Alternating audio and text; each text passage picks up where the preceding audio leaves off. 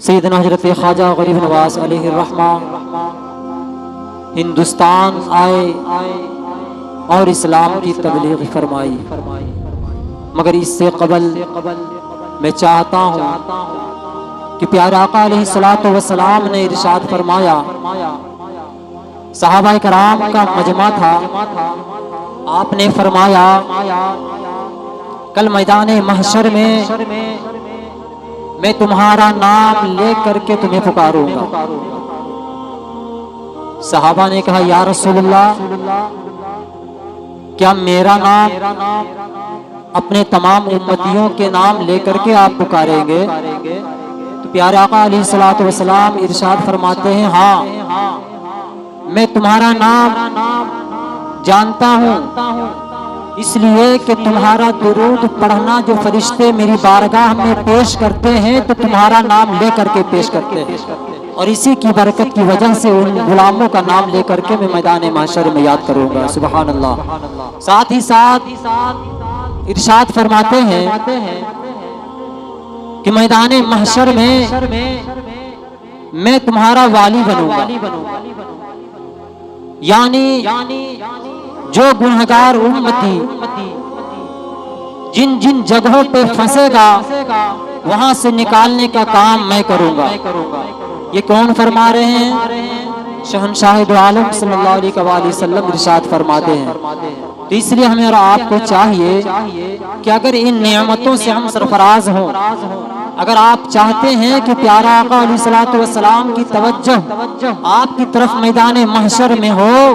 تو یہ زندگی کو غنیمت سمجھیں اور یہاں رہ کر کے جتنا زیادہ ہو سکے پیارے آقا علیہ الصلوۃ والسلام پر درود پاک پڑھنے کی کوشش کریں۔ آئیے اسی کی برکت حاصل کرنے کے لیے ہم اور آپ تمامی حضرات مل کر کے ایک بار باواز بلند درود پاک پیش کریں۔ پڑھیں ہمارے ساتھ، اللہم صلی علی سیدنا و شفیعنا و نبینا مولانا محمد مبارک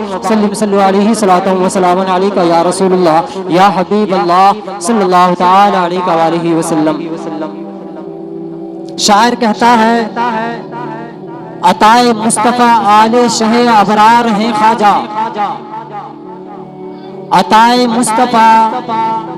آل شہ ابرار ہیں خواجہ، اور تمامی اولیاء ہند کے سردار ہیں خواجہ۔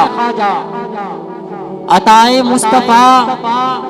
آل شہ ابرار ہیں خواجہ، تمامی اولیاء ہند کے سردار ہیں خواجہ، اور تیری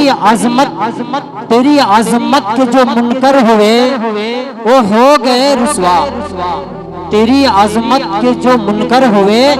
وہ ہو گئے رسوا،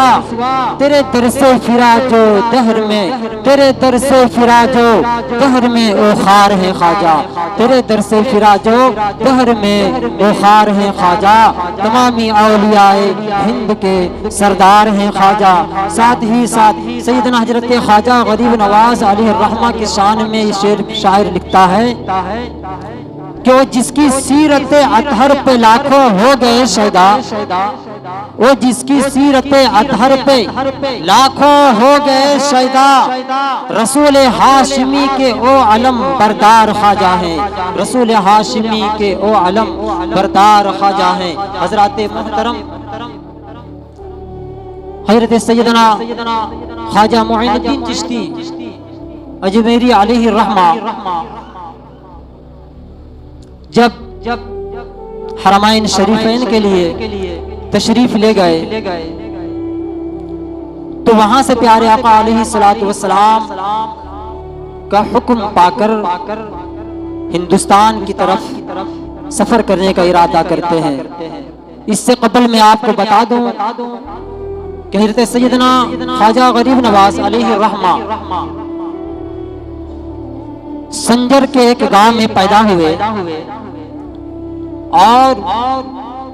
اس گاؤں کا یہ معمول تھا، وہاں کے لوگوں کی یہ نیک خصلت تھی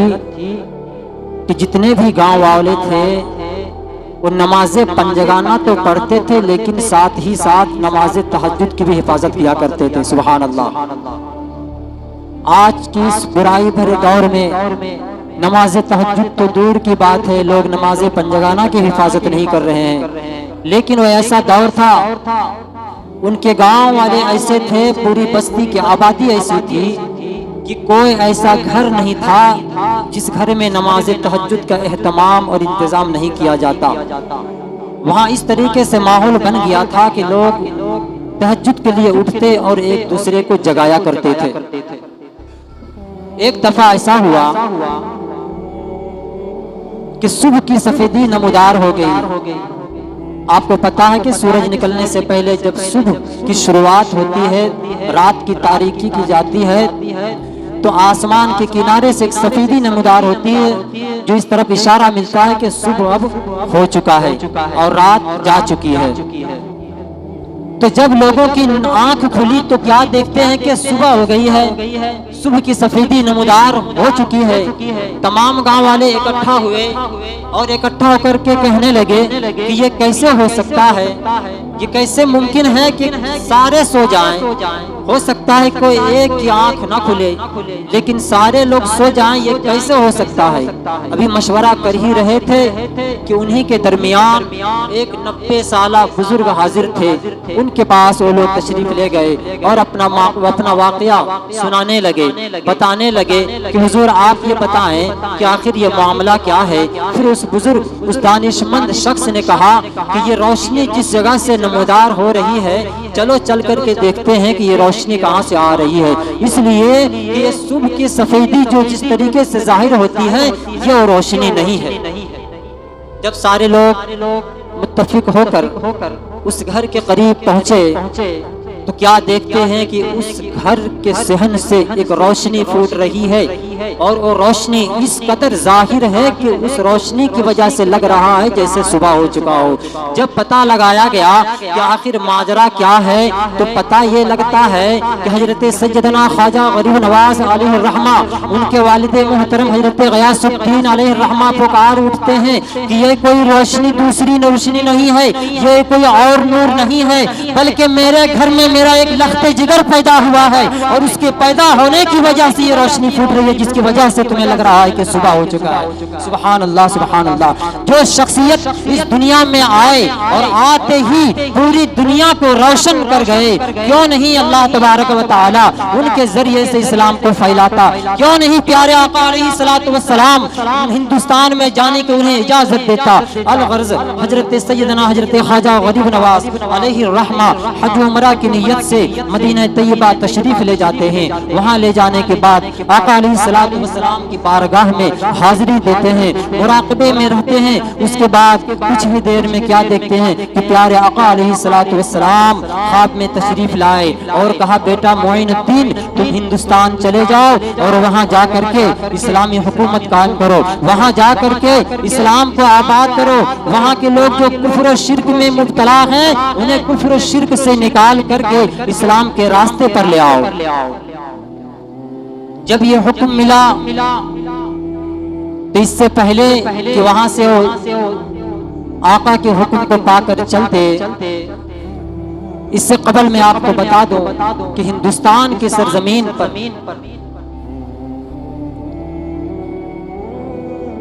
اسلام کے کچھ سپہ سالار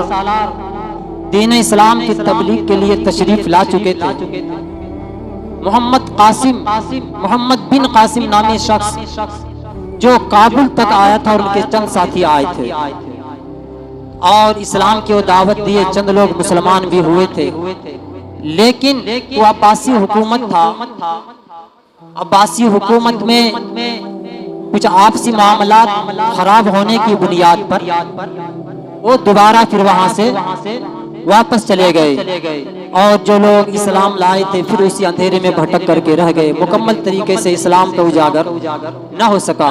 اس کے بعد سلطان محمود غزنوی جو غزنی میں بادشاہ تھے، انہوں نے چند مجاہدین اسلام کو اسلام کی تبلیغ کے لیے کابل بھیجا۔ جب ان کے مبلغین حضرات کابل تشریف لائے تو وہاں آنے کے بعد جائزہ لیا، لوگوں کو دیکھا اور اسلام کی دعوت دی، لیکن دعوت دینے کے بعد دھیرے دھیرے لوگ اسلام میں داخل ہونے لگے، ماحول بنتا چلا گیا۔ جب انہیں لگا کہ ہاں یہاں کے لوگ اسلام میں داخل ہو رہے ہیں اور دھیرے دھیرے اسلام پھیل رہا ہے، تو پھر انہوں نے محمود غزنوی کو خط لکھا کہ آپ تشریف لائیں اور تشریف لا کر کے یہاں پہ اسلامی حکومت قائم کریں۔ ان لوگوں کے خط لکھنے کی وجہ سے پھر محمود غزنوی اور ان کے سپہ سالار، ان کے کچھ فوجی وہاں سے روانہ ہوتے ہیں اور ہندوستان کے کابل کے سرزمین پر تشریف لاتے ہیں۔ وہاں آنے کے بعد پھر وہاں سے کچھ دن رکنے کے بعد لاہور آ گئے، جو آج پاکستان میں وہ جگہ موجود ہے۔ لاہور میں آنے کے بعد وہاں پہ لوگوں کو دعوت اسلام دی، اسلام میں دھیرے دھیرے لوگ داخلہ لینے لگے، مسلمان ہونے لگے، اسلام میں داخل ہونے لگے۔ اس کے بعد معاملہ یہ آیا کہ اس وقت وہاں کے جو راجا تھا وہ جے پال سنگھ کے نام سے کوئی راجا تھا جو وہاں پہ حکومت کر رہا تھا۔ جب اسے پتا چلا کہ کوئی فقیر اور اس کے چند ساتھی آئے ہیں اور وہ اپنا دین کا وہ چرچا کر رہا ہے، دین اسلام کی تبلیغ میں لگا ہوا ہے اور لوگ دھیرے دھیرے ان کی جماعت میں شامل ہو رہے ہیں، ان کی دعوت کو وہ قبول کر رہے ہیں، تو اسے اپنے تخت و تاج کا خوف ہوا کہ کہیں ایسا نہ ہو کہ دھیرے دھیرے میری رعایا اس فقیر کی بات میں آ کر کے اور اسلام میں داخل ہو جائے اور میری سلطنت پھر میرے ہاتھوں سے چلا جائے۔ اس خوف سے اس نے سیدنا حضرت محمود غزنوی علیہ الرحمہ سے جنگ کرنے کا اعلان کر دیا اور کہا کہ میں آپ سے جنگ کروں گا، یا تو یہاں پہ بادشاہت آپ کی چلے گی یا میری چلے گی۔ بالآخر دونوں طرف سے ایک گھمسان کی لڑائی ہوئی، ایک جنگ شدید جنگ برپا ہو گیا اور آپس میں ایک دوسرے سے فوجی لڑ بھڑے۔ لڑنے کے بعد انجام یہ آیا کہ راجہ جے پال شکست کھایا، راجہ جے پال اور اس کے سپاہی شکست کھا گئے اور وہاں پر سلطان محمود غزنوی علیہ الرحمہ کی بادشاہت قائم ہو گئی۔ مسلمانوں کی بادشاہت چلتی رہی اور یہ زمانہ جب محمود غزنوی علیہ الرحمہ کا پورا ہوا، اس کے بعد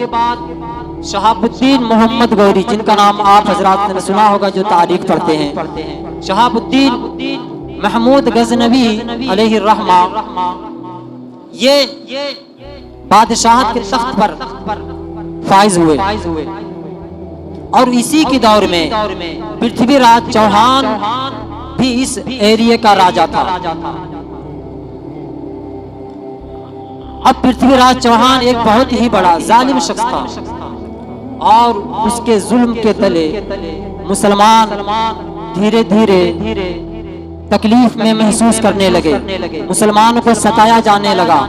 جب ہر طرف مسلمانوں پہ ظلم ہونا شروع ہوا تو اس وقت شہاب الدین محمد غوری نے پرتھوی راج چوہان کو ایک خط لکھا کہ جس طریقے سے تم نے محمود غزنوی کو مانا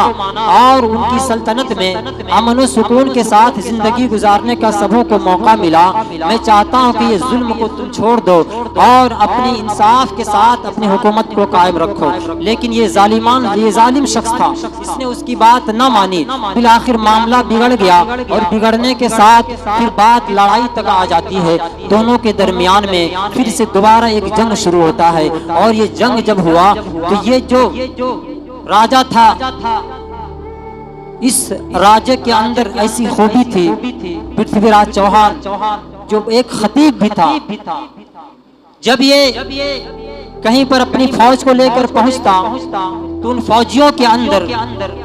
بڑے ہی ولولہ انگیز تقریر کرتا، ان کے جذبے کو ابھارتا، اس کے بعد جنگ میں اسے پھر داخل کرتا تاکہ شکست کا منہ نہ دیکھنا پڑے۔ اپنے سپاہیوں کو اس نے بڑے ہی پرزور طریقے سے تیار کیا اور جنگ کے میدان میں اتار دیا۔ ادھر شہاب الدین غوری، ان کی فوج کم تھی، ان کی حکومت بھی کم جگہوں پہ قائم تھی، ان کی فوجیں کم تھی۔ جب دونوں کے درمیان جنگ چھڑی تو شہاب الدین محمد غوری کو شکست کھانا پڑا اور اپنی جان بچا کر کے ہندوستان سے واپس چلا گیا۔ اب میں آپ کو سرکار سیدنا حضرت خواجہ غریب نواز علیہ الرحمہ کی بارگاہ میں لے چلوں۔ دنیا شاہد ہے جب حکمراں اور بادشاہ اپنی حکومت کو کھو دیے، سلطنت چلی گئی، مسلمانوں پہ ہر طرف ظلم ہونا شروع ہو گیا، ان تمام مصائب کے درمیان میں حضرت سیدنا خواجہ غریب نواز علیہ الرحمہ کو حکم ہوا کہ جا کر کے ہندوستان میں اسلام کو پھیلائے۔ ایک بہت ہی نازک ماحول میں انہیں حکم دیا گیا، اور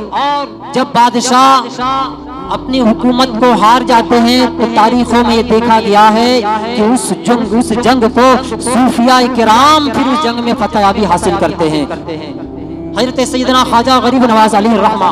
پیارے آقا علیہ الصلوۃ والسلام کو حکم کو پا کر کے وہاں سے سب رخت سفر باندھتے ہیں، اور ان کے ساتھ چند مریدین، ان کے رفقا، ان کے ہم سفر بن کر ان کے ساتھ روانہ ہوتے ہیں۔ راستے میں چلتے ہوئے ایک ایسی جگہ آتی ہے جو جگہ سر سبز و شاداب، ہر طرف ہریالی تھی۔ حضرت سیدنا خواجہ غریب نواز علیہ الرحمہ کی طبیعت یہ ہوئی کہ آج یہیں پر قیام کیا جائے، اور اسی کے قریب ایک باغ موجود تھا۔ اس باغ میں یہ حضرات تشریف لے جاتے ہیں، اور وہاں لے جانے کے بعد وہاں تشریف فرما ہوتے ہیں۔ حضرت سیدنا خواجہ غریب نواز علیہ الرحمہ عبادات و ریاضات میں مشغول ہو جاتے ہیں، اور ان کے مریدین کھانے پینے کے انتظام میں لگ جاتے ہیں۔ اسی اثنا میں کیا ہوتا ہے کہ ایک شخص اس باغ میں داخل ہوتا ہے اور اس باغ کی صفائی کرنے لگتا ہے۔ جب اس کی نظر ان حضرات پہ پڑی تو قریب آ کر کے کہتا ہے کہ آپ لوگ کون ہیں، اور بغیر اجازت اس باغ میں آپ کیسے تشریف لے آئے؟ آپ کے چہرے سے معلوم ہوتا ہے کہ آپ شریف النفس ہیں، اور یہ بادشاہ کا باغ ہے، اور یہ بادشاہ بڑا ہی ظالم ہے۔ حقیقت تو یہ مسلمان ہے، ظاہراً تو یہ مسلمان ہے، لیکن یہ صحابہ کا گستاخ ہے، یہ ظالم بادشاہ ہے، آپ کی عزت نہیں کرے گا، آپ کے ساتھ بدتمیزی کرے گا، اس سے بہتر ہے کہ آپ یہاں سے کہیں تشریف لے جائیں۔ جب اس نے یہ بات کہی تو سیدنا حضرت خواجہ غریب نواز علیہ الرحمہ فرماتے ہیں کہ اگر وہ اس خطے کا بادشاہ ہے، اگر وہ یہاں کا حکمران ہے، تو میں بھی خالی ہاتھ نہیں آیا ہوں، مجھے بھی مدینے والے نے حکم بنا کر کے بھیجا ہے۔ تم جاؤ اپنا کام کرو، اور اپنے معاملے کو میں اپنے خدا کے حوالے کرتا ہوں، پھر دیکھتے جاؤ آگے آگے ہوتا ہے کیا۔ ابھی بات چل ہی رہی تھی کہ وہ بادشاہ تھوڑی ہی دیر میں اس باغ کے اندر آ جاتا ہے۔ وہ گھوڑے پر سوار تھا، کچھ دور آیا تو کیا دیکھتا ہے کہ کچھ بزرگ اور اس کے ساتھی بیٹھے ہوئے ہیں۔ اپنے اس خادم سے کہا کہ یہ لوگ کون ہیں؟ اس نے کہا حضور ہم نے تو منع کیا لیکن یہ لوگ نہ مانے۔ وہ غصے کی حالت میں اس گھوڑے پر سوار آگے بڑھتا ہے، حضرت سیدنا خواجہ غریب نواز علیہ الرحمہ کے قریب پہنچ کر کے کہتا ہے کہ آپ کون ہیں؟ جب اس نے سوال کیا کہ آپ کون ہیں، آپ علیہ الرحمہ فرماتے ہیں میں اللہ کا بندہ ہوں جیسے تو اللہ کا بندہ ہے، جیسا تو ہے ویسا میں ہوں۔ جب یہ جملہ اس نے سنا تو کہا کہ جیسا میں ہوں ویسا آپ نہیں ہو سکتے، اس لیے کہ میں یہاں کا حاکم ہوں، اور میری حکومت تو آپ نے دیکھ لی ہوگی۔ اگر حقیقت میں میری طرح آپ ہیں تو آپ بتائیں کہ آپ کے اندر آپ کی کون سی حکومت ہے۔ جب یہ جملہ اس نے کہا تو حضرت سیدنا خواجہ غریب نواز علیہ الرحمہ کی نظر جلالت کے عالم میں اس کی طرف اٹھتی ہے۔ جیسے ہی نظر اس بادشاہ پہ پڑتی ہے، وہ بادشاہ گھوڑے سے گر کر کے سیدھے زمین پر آتا ہے، اور زمین پر آنے کے بعد تڑپنے لگتا ہے۔ اس کے جو سپہ سالار تھے، اس کے جو فوجی تھے، اس نے چاہا کہ قریب جا کر کے اسے میں اٹھاؤں، لیکن آپ نے فرمایا چھوڑ دو اسے اس کی حالت میں چھوڑ دو، یہ جسم اور روح کی لڑائی ہے، تم نہیں سمجھ سکتے۔ کچھ ہی دیر کے بعد وہ بادشاہ ہوش میں آیا۔ جیسے ہی ہوش میں آتا ہے قریب جاتا ہے اور قدموں میں گرتا ہے۔ کہا سرکار حقیقت میں مجھے بات سمجھ میں آ گئی ہے، حقیقت میں بادشاہ نہیں ہوں، بادشاہ تو آپ ہیں، حقیقت میں میری حکومت یہاں نہیں ہے، حقیقت معنی میں آپ کی حکومت ہے۔ حضور آپ بیعت کریں مجھے اور اپنے خلیفہ میں شمار فرما لیں، بیعت کر کے اپنے مریدین میں شرکت فرمائیں، میں بھی چاہتا ہوں کہ آپ کے ساتھ رہ کر کے اپنی زندگی کی بقیہ زندگی گزارو۔ حضرات محترم تاریخ گواہ ہے، جب یہ واقعہ پیش آیا تو حضرت سیدنا خواجہ غریب نواز علیہ الرحمہ نے کہا کہ پہلے تم توبہ کرو، ہم نے سنا ہے کہ تم صحابہ کرام علیہم رضوان کے شان میں گستاخی کرتے ہو؟ اس نے کہا جی مجھے پتا نہیں تھا، میں کم علم ہوں، اس بنیاد پر یہ مجھ سے غلطی ہوئی، میں توبہ کرتا ہوں۔ حضرت سیدنا خواجہ غریب نواز علیہ الرحمہ نے اپنے دست اقدس پر اس کا ہاتھ رکھ کر کے توبہ کراتے ہیں اور کلمہ طیبہ لا الہ الا اللہ محمد رسول اللہ پڑھ کر کے اپنے بیعت میں اسے بیعت کر کے اپنے خلیفہ میں اپنے مریدین میں سے شمار فرما لیتے ہیں۔ اس کے بعد اس سے کہتے ہیں کہ تو جا اور جا کر کے اپنی حکومت سنبھال۔ جب آپ نے کہا کہ جا جا کر کے اپنی حکومت سنبھال، تو اس نے کہا، اس کے دل میں حضرت خواجہ غریب نواز علیہ الرحمہ کی ایسی محبت پیدا ہوئی کہ وہ مجنوں دیوانہ ہو گیا۔ اس نے کہا کون سی حکومت، کیسی حکومت، کیسا گھر؟ حضور میری کوئی حکومت نہیں ہے، بلکہ جہاں جہاں آپ ہیں وہاں وہاں یہ خادم ہے، جہاں جہاں آپ جائیں گے وہاں وہاں یہ غلام آپ کے ساتھ جائے گا۔ تاریخ گواہ ہے کہ وہاں سے جب حضرت سیدنا خواجہ غریب نواز علیہ الرحمہ اجمیر کے دھرتی تک تشریف لائے تو ساتھ ساتھ آپ کے ساتھ وہ چلتا رہا، اور آج بھی آپ اگر جا کر کے اجمیر شریف کے زمین پر دیکھیں گے تو اجمیر کے احاطے میں اس کی اولادوں کی قبریں موجود ہے، وہ بھی اس جگہ پر موجود ہے۔ اور اجمیر میں سید زادگان اور شیخ زادگان کے نام سے دو لوگ آباد ہوئے۔ تو سید زادگان جو ہیں وہ حضرت خواجہ غریب نواز علیہ الرحمہ کی آل طیبہ ہے، اور شیخ زادگان جو ہے اسی مرید کی اولادوں کی قبریں آج موجود ہے۔ جو لوگ جانتے ہیں وہ جا کر کے وہاں زیارت کرتے ہیں۔ بہرحال اس سے آگے میں کچھ بیان کروں، آپ حضرات ایک بار درود پاک پڑھ لیں۔ اللہم صلی علی سیدنا و شفیعنا و نبینا مولانا محمد وبارک سلم صلی علیہ صلاۃ و سلام علیک یا رسول اللہ یا حبیب اللہ صلی اللہ تعالی علیہ وآلہ وسلم۔ حضرت سیدنا خواجہ غریب نواز علیہ الرحمہ پھر اپنا وہاں سے سامان رخت سمر باندھتے ہیں اور اپنے مریدین کو ساتھ لے کر کے سفر کرنا شروع کرتے ہیں۔ کچھ ہی دور نکلے کہ جانے کے بعد راستے میں پھر ایک اور ایسا مقام آیا جہاں پر انہوں نے چاہا کہ اب یہاں پر تھوڑی دیر آرام کر لی جائے، جو ضروریات ہے اس سے فارغ ہو لی جائے، اور اس نیت کے ساتھ انہوں نے اپنا خیمہ گاڑ دیا۔ ان کے مریدین ان کے ساتھ وہاں پر تشریف فرما ہو گئے۔ وہاں پر بھی ایک راجہ رہتا جو ضیاء الدین بلخی کے نام سے مشہور تھا۔ یہ بھی جو بادشاہ تھا بڑا ظالم، ظاہراً تو اپنے آپ کو مسلمان کہتا تھا، مسلمانی نام تو رکھا تھا اس نے، لیکن حقیقتاً یہ بھی گستاخ تھا۔ جب اسے پتا چلا کہ میرے علاقے میں کچھ فقیر آئے ہوئے ہیں اور وہ اسلام دین کا چرچا کر رہے ہیں، اسلام کو عام کرنے کی بات کرتے ہیں، لوگوں کو دعوت حق کی طرف بلاتے ہیں، جب اس نے یہ سنا تو وہ جو ضیاء الدین بلخی تھا وہ بڑا ہی سیاست داں تھا، جانکار شخص تھا، پڑھا لکھا شخص تھا اور مناظر بھی تھا۔ جب اس نے یہ سنا تو سوچا چلو چل کر کے میں مقابلہ کروں، مناظرہ کروں، ذرا دیکھوں تو صحیح کہ اس فقیر کو کیا آتا ہے۔ اس نے اپنے نیت میں یہ خرابی لے کر کے جہاں پر سیدنا حضرت خواجہ غریب نواز علیہ الرحمہ تشریف فرما تھے وہاں تک یہ پہنچتا ہے۔ جب ان کے پاس ان کے قریب پہنچا تو حضرت سیدنا خواجہ غریب نواز علیہ الرحمہ اور ان کے رفقا کھانا تناول فرما رہے تھے۔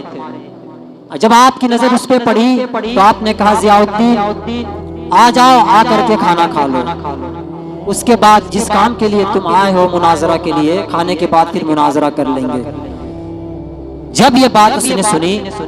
تو سوچنے پر مجبور ہو گیا کہ میرا نام ان کو کس نے بتایا، میرا نام یہ جانتے کیسے ہیں، ساتھ ہی ساتھ جو ہم نے ارادہ کیا ہے یہ ارادہ تو میرے دل کے اندر موجود ہے۔ ہم نے کسی سے یہ نہیں کہا کہ چل کر کے حضرت سیدنا خواجہ غریب نواز علیہ الرحمہ سے مناظرہ کرنا ہے۔ آخر یہ بات انہیں پتہ کیسے لگا؟ جب یہ بات اس نے سنی تو اس کے پاؤں تلے زمین کھسک گئی۔ بالآخر حضرت سیدنا خواجہ غریب نواز علیہ الرحمہ کا حکم پاتے ہی ان کے دسترخوان کے قریب وہ شخص جاتا ہے اور جا کر کے ان کے دسترخوان پہ بیٹھتا ہے۔ پھر حضرت سیدنا خواجہ غریب نواز علیہ الرحمہ اپنے ہاتھوں سے ایک لقمہ اٹھا کر کے اس ضیاء الدین بلخی کے منہ میں دیتے ہیں۔ جب اس کے منہ میں وہ لقمہ گیا اور وہ لقمہ ابھی اپنے حلق سے اتارا ہی تھا کہ جو اس نے سوچ کر کے آیا تھا، جو اس نے منصوبے بنا کر کے آیا تھا کہ سیدنا خواجہ غریب نواز علیہ الرحمہ سے یہ سوال کرنا ہے، ان سوالوں میں ان سوالوں کے گھیرے میں انہیں پھنسانا ہے، جب وہ حلق کے نیچے جیسے ہی لقمہ اترا سارا کچھ بھول ہو گیا، سارا میں ہو گیا۔ اب وہ اپنے ہاتھ پہ ہاتھ ملنے لگا، تردد کے عالم میں تڑپنے لگا، پریشان ہو گیا کہ آخر یہ کیا ہو گیا۔ حضرت سیدنا خواجہ غریب نواز علیہ الرحمہ کہتے ہیں کیوں گھبراتے ہو، کھانا تو کھا لو، کھانا کھانے کے بعد پھر تم سے ہم سے جو مناظرہ ہونا وہ ہو جائے گا۔ پھر دوبارہ آپ نے دوسرا لقمہ اٹھایا ہے، وہ دوسرا لقمہ اس شخص کے منہ میں دیا، جیسے ہی وہ لقمہ اس شخص نے حلق سے نیچے اتارا، جو کچھ بھولا تھا وہ یاد آ گیا۔ سبحان اللہ۔ جب اسے یہ سارے معاملے ان کے ساتھ پیش آئے تو حضرت سیدنا خواجہ غریب نواز علیہ الرحمہ فرماتے ہیں کہ مجھے اپنے سچے ہونے کا اور کوئی دلیل پیش کرنی ہے یا یہ کافی ہے؟ جب یہ جملہ سنا تو قدموں پہ گرا کہ آقا جو کچھ سننا تھا ہم نے سن لیا، جو کچھ سمجھنا تھا ہم نے سمجھ لیا، حقیقت میں میرے آقا آپ ہی بادشاہ ہیں، آپ ہی حاکم ہیں، مجھے بھی اپنے مریدین میں شمار فرما لے۔ حضرات محترم، اس طرح کے بے شمار واقعات ہیں جو عام انسان نہیں بلکہ راجہ مہاراجہ آپ کے ہاتھوں میں ہاتھ دے کر کے اسلام کو قبول کیا ہے، اور اس طریقے سے اسلام میں داخل ہو کر کے آپ کے مریدین بن کر آپ کے ساتھ زندگی گزار کر اسلام کے دائرے میں رہ کر خود کو جنتی بنایا ہے۔ حضرت سیدنا خواجہ غریب نواز علیہ الرحمہ، ان کے راستے میں بہت سارے رکاوٹیں آئی، بہت سارے معاملے پیش آئے، لیکن ان تمام چیزوں کو برداشت کرتے ہوئے اجمیر کے دھرتی تک وہ تشریف لائے اور وہاں آ کر کے اسلام کو پھیلایا، دین کو پھیلایا۔ آج ہم اور آپ بڑے ہی خوش نصیب ہیں کہ ہمیں کسی سے جنگ کرنے کی ضرورت نہیں ہے، ہمیں کسی جنگ میں جانے کی ضرورت نہیں ہے، کسی غزوے میں شریک ہونے کی ضرورت نہیں ہے، بلکہ جب ہم پیدا ہوتے ہیں اپنے گھروں میں تو ہمارے کانوں میں آذان دی جاتی ہے اشہد ان لا الہ الا اللہ و اشہد ان محمد عبدہ ورسولہ، کہ جب ہم اس دنیا میں آتے ہیں تو اپنے آقا علیہ الصلوۃ والسلام کا غلام بن کر کے آتے ہیں۔ ہمیں ان چیزوں سے الجھنے کی ضرورت نہیں ہے، اگر ضرورت ہے تو ضرورت اس بات کی ہے کہ اسلام کے احکامات پہ عمل کیے جائیں، حضرت سیدنا خواجہ غریب نواز علیہ الرحمہ کے تعلیمات پہ عمل کی جائے، پیارے آقا علیہ الصلوۃ والسلام کے فرمان کے مطابق زندگی گزار کر ہمیں اور آپ کو جنت کے راستے پہ چلنے کی کوشش کرنی چاہیے۔ اللہ تبارک و تعالیٰ کی بارگاہ میں دعا ہو کہ مولا تعالیٰ ہمیں اور آپ کو حق بولنے، حق سننے اور حق سن کر اس پہ عمل کرنے کی توفیق اور رفیق عطا فرمائے۔